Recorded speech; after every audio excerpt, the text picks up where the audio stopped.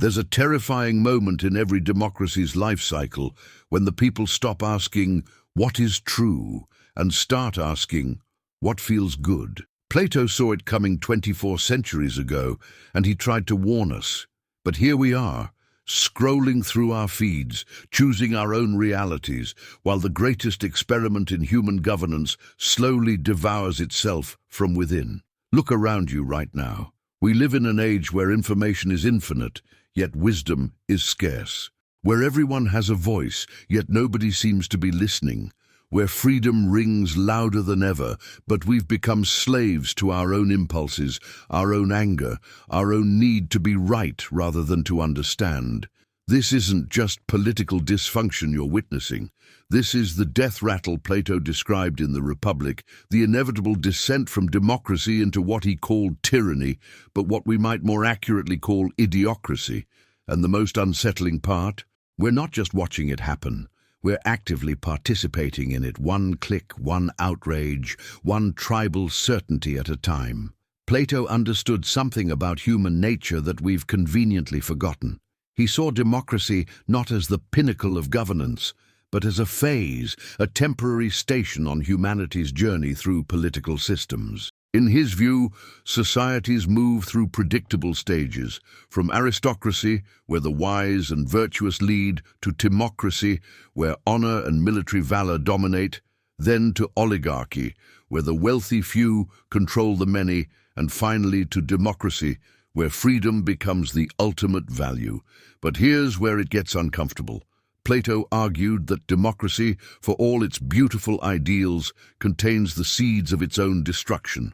Because when you give people unlimited freedom without cultivating their wisdom, when you treat all opinions as equally valid, regardless of their foundation in truth or reality, when you prioritize feeling over thinking, you don't get enlightenment, you get chaos. And from chaos, people will eventually beg for a strong hand to make it all stop. Think about the logic here for a moment. In a true democracy, every voice matters equally. The doctor and the conspiracy theorist, the scientist and the charlatan, the philosopher and the demagogue. On paper, this sounds like justice, but in practice, what happens when the charlatan is more entertaining than the scientist? What happens when the demagogue speaks to people's fears and frustrations better than the philosopher speaks to their reason? The uncomfortable truth is that democracy assumes something about human beings that isn't always true. That given freedom, we will choose wisely. That given information, we will seek truth. That given power, we will act virtuously. But what if we don't?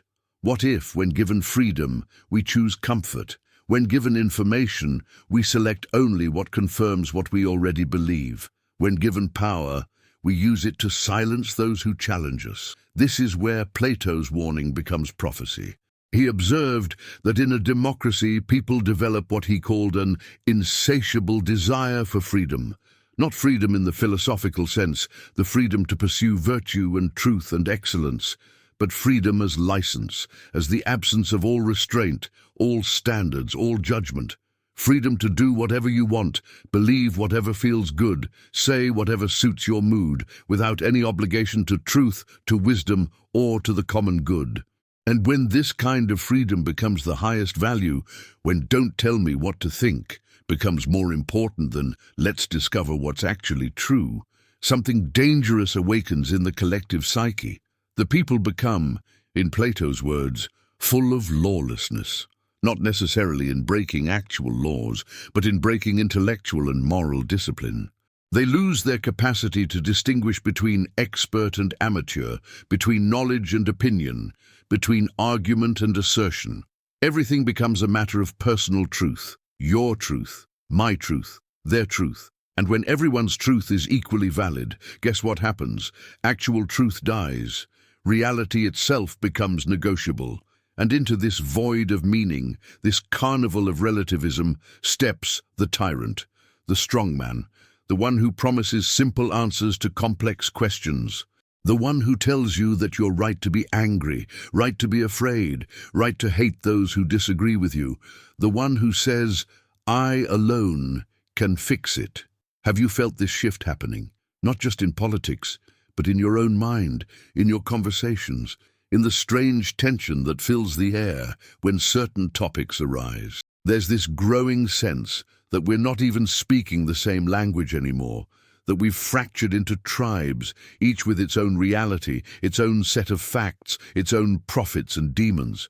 You can feel it when you sit down for dinner with family and certain subjects become landmines, when friendships dissolve over political posts, when the mere act of questioning someone's belief is treated as a personal attack, an act of violence, a betrayal. This is what Plato meant by the sickness of democracy. It's not that freedom is bad, it's that freedom without wisdom is indistinguishable from chaos, and chaos, eventually, becomes unbearable. When nobody knows what's true anymore, when every institution is suspect, when every authority is corrupt, when every expert is just someone with an agenda, people stop trying to figure things out.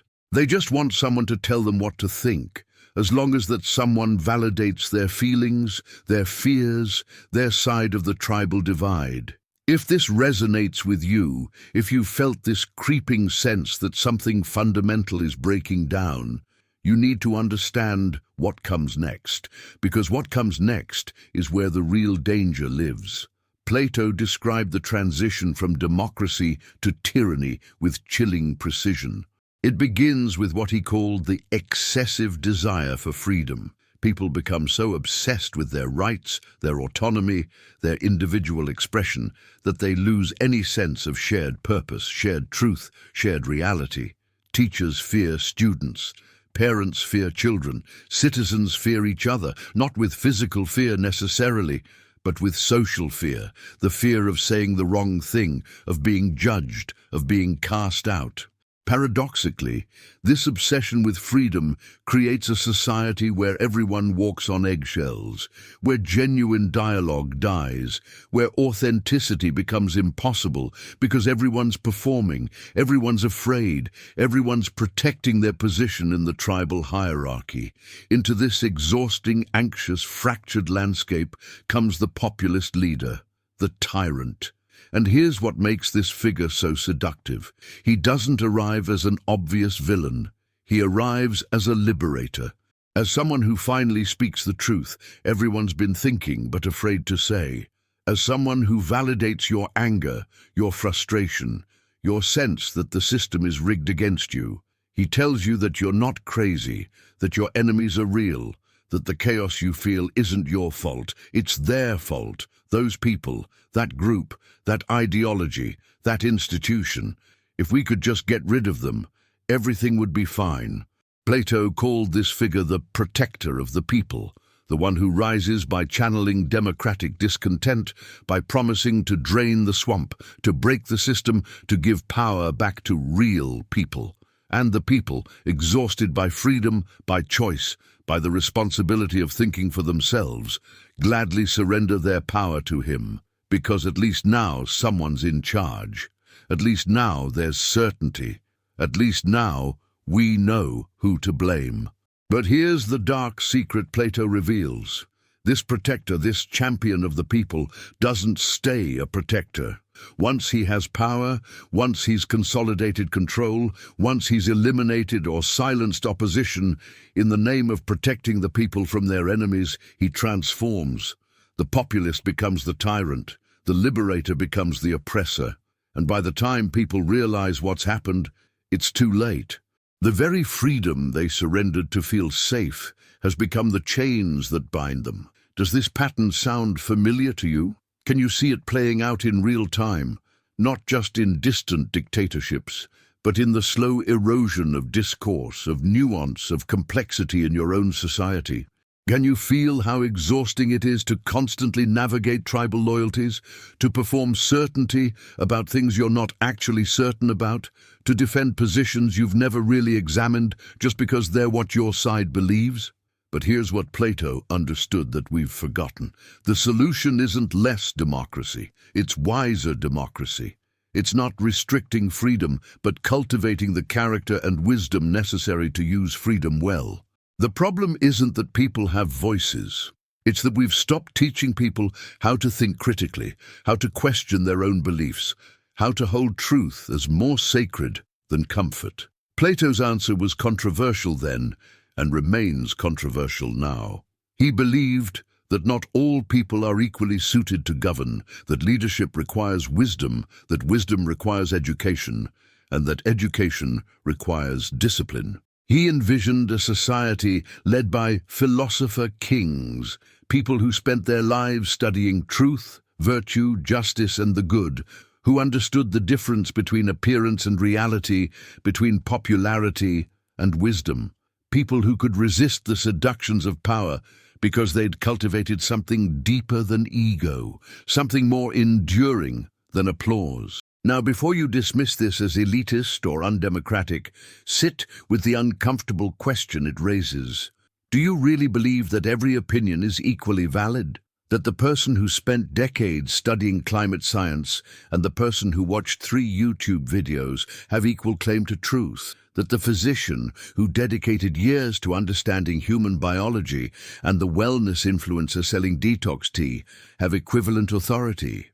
We've become so committed to the idea that everyone's voice matters equally that we've lost the ability to distinguish between voice and wisdom, between expression and truth, between speaking and knowing what the hell you're talking about. This doesn't mean silencing people. It means recovering the lost art of intellectual humility, of saying, I don't know, of recognizing that some questions are complex, that some problems don't have simple solutions, that some truths are difficult and uncomfortable and don't fit neatly into tribal categories. It means recovering respect for expertise, not blind obedience to authority, but genuine respect for people who've done the work, who've studied deeply, who've earned the right to speak on certain subjects because they've paid the price in time, effort, and rigorous thought. And here's the secret that Plato discovered, the one that might actually save us. The descent into idiocracy isn't inevitable. It's a choice. Every day, in every conversation, in every click, in every moment we decide whether to seek truth or comfort, whether to think deeply or react quickly, whether to understand or just to win. We're choosing which direction our democracy moves. What if the real revolution isn't political at all? What if it's personal? What if saving democracy begins not with changing others, but with examining ourselves, with asking, what do I actually know versus what do I just believe? What have I accepted without questioning because it came from my tribe? Where am I choosing comfort over truth? Where am I performing certainty to hide my confusion? Where am I repeating talking points instead of thinking deeply? This is the work Plato was actually calling for, not rule by an elite class, but the cultivation of wisdom in all people, not the restriction of freedom, but the development of the character necessary to use freedom well. Not less democracy, but better democrats. People who care more about truth than being right, more about understanding than winning, more about wisdom than applause. And here's what makes this both terrifying and liberating. It starts with you, right now, in this moment. You can't control the collapse of discourse around you. You can't fix the fractured media landscape. You can't heal the tribal divisions tearing society apart. But you can decide in this very moment to be someone who thinks before reacting, who questions before accepting, who seeks to understand before seeking to condemn, who values truth more than comfort, wisdom more than certainty, depth more than speed. Plato's warning wasn't just about democracy, it was about the human soul, about what happens when we let our appetites, our emotions, our need for validation govern us instead of reason, instead of wisdom, instead of truth. The collapse into idiocracy is really the collapse into unconsciousness, into reactive tribalism, into infantile thinking where everything is black and white, where everyone who disagrees is evil, where complexity is weakness and certainty is strength. But you can wake up. You can choose depth. You can refuse to play the game. You can be the one who brings nuance to a world of sound bites, who brings curiosity to a world of certainty, who brings wisdom to a world of opinions.